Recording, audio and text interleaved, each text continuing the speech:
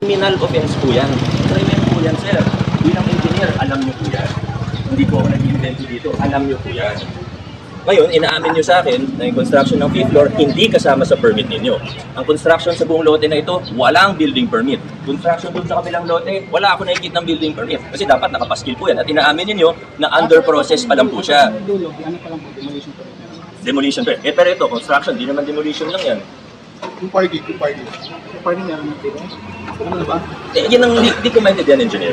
Kasi quadruple A kayo. Hindi naman namin kayo pinahihirapan. In fact, sabi ko nga kanina kay compliance officer, may kontrata pa kaya kayo sa LGU. Tanungin niyo yung mga gumawa sa rainforest, may kontrata kayo. Walang problema. Hindi namin kayo kinakaaway, hindi namin kayo hinaharas. Kahit na yun yung laging sinasabi ng owner ninyo. Hindi totoo yun. Ang problema, hindi kayo kumuha. Pati yung mga waiting shed, wala naman permit yun eh. Illegal yung ginagawa ninyo. Kung legal kayo, walang problema. Kaso illegal yung ginagawa ninyo. Criminal offense ang ginagawa ninyo. Kaya may problema tayo. Naintindihan po ninyo, engineer. Makakarating po ba sa owner natin? Oo, wala nang problema eh. Kaso gumagawa kayo ng illegal. At hindi ko talaga maunawaan. Kasi bilang quadruple A contractor, sa madaling i-comply, hindi nyo pa i-comply. Hindi ko maintindihan talaga. Ano kaya dahilan? Nasanay lang talaga na gano'n? Hindi naman kasi yung mga revisions po kasi plano. Revision ng plano, wala pa nga, nauuna yung construction nyo sa application eh. Wala naman excuse. Papagawa ako ng 4-story building. Kukuha ako ng permit, 4 stories. Okay naman. Tapos i-construct ko 5-6 floors. Ano yun? Kaya sumunod tayo sa batas. Lalo na ang malalaki dapat sumusunod sa batas. Ang excuse eh. Hindi naman mahirap. Negosyo nyo yan eh. Buti kung iba yung negosyo ninyo. Maintindihan ko ba? Baka hindi kabisado. Ano hindi nyo kabisado? Quadruple A contractor kayo. Tapos, gagamitin nyo sa politika. Sasabihin nyo, hinaharas. Hindi. Sumunod tayo sa batas. Kahit kaibigan ko pa yan, kahit sarili ko pang pamilya yan, pag hindi sumusunod, kailangan mag-comply. Ayaw mag-comply, matigas ang mukha, kakasuhan namin. Ano gusto nyo mangyari ngayon? Patigilan po muna yung... Kung hindi ko pa papuntahan.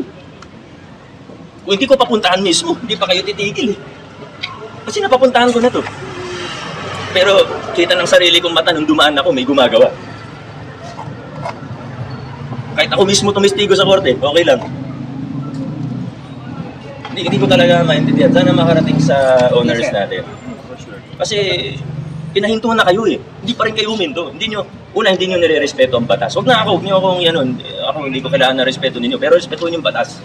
Pangalawa, ang pamahalaan natin. Kasi may notice na eh. Nasabihan na kayo. Buti kung patulog-tulog kami, hindi namin pinapansin. O sige, ibang kaso yun. Pero hindi. Sinabihan na naman kayo. Anyway, yun muna. Sana makarating sa owner natin.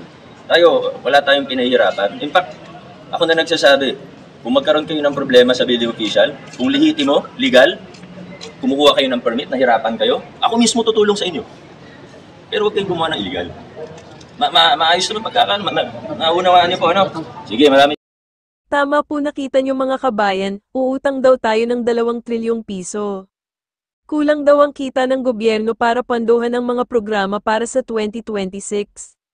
Ang solusyon, umutang na naman. Magkano na ba ang utang natin? Nakaambang umutang ang Pilipinas ng halos 2.7 trillion pesos para mapunan ng fiscal deficit na 1.6 trillion pesos para sa budget sa susunod na taon. Because kulang ang ating revenues para matugunan yung nasa budget natin. Again, yung utang na yan will make sure na makakarating sustainable at makakarating doon sa mga programang mataas ang productivity. Ayon sa report, karamihan ay uutangin mula sa domestic firms, habang mahigit 20% ay sa foreign firms. Tinatay ang 30% ng kabuoang budget sa 2026 ay mapupunta sa pagbabayad ng utang ng gobyerno. Mahigit 1 trillion pesos ang pantustos sa principal payment at halos 950 billion pesos naman para sa mga interest payment. Kaya yan mukhang malaki dahil compounded yan, binabayaran natin yung mga nakaraang taon. Dahil dito, inaasahang lalaki pa ang national debt at posibleng umabot sa mahigit 19 na trilyon pesos sa pagpasok ng 2026, pero giit ng DBM, ang incremental increase ng pag-utang ay nasa single digit na lamang ngayon. Kumpiyansa rin sila sa debt-to-GDP ratio ng bansa. Ayon kay Pang-Andaman, hanggat lumalakas ang ekonomiya, kayang bayaran ng bansa ang mga utang nito. So tumataginting na 211,000 pesos ang utang ng bawat Pilipino sa year 2026. Ano po masasabi nyo sa gobyerno ng Pilipinas?